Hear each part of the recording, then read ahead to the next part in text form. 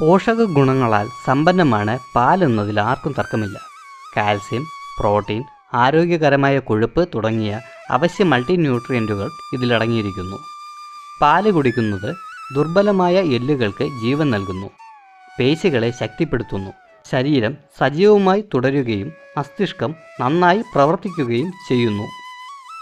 പശുവിൻ്റെയോ എരുമയുടെയോ ആടിൻ്റെയോ പാലാകും മിക്കവരും ഉപയോഗിക്കുന്നത്. എന്നാൽ പാലിൽ ആൽക്കഹോൾ അടങ്ങിയ ഒരു മൃഗമുണ്ടെന്ന് പറഞ്ഞാൽ വിശ്വസിക്കുമോ? ഈ മൃഗത്തിൻ്റെ പാല് 2 സിപ്പ് എടുത്താൽ മാത്രം മതി ഫിറ്റാകാൻ.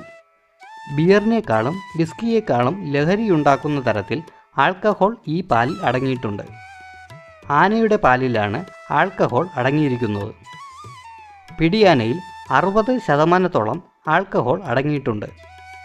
ആനകൾക്ക് കരിമ്പ് കഴിക്കാൻ ഏറെ ഇഷ്ടമാണെന്ന് ശാസ്ത്രീയ ഗവേഷണങ്ങൾ തെളിയിക്കുന്നു. കരിമ്പിൽ വലിയ അളവിൽ ആൽക്കഹോൾ ഉണ്ടാക്കുന്ന ഘടകങ്ങൾ അടങ്ങിയിട്ടുണ്ട്.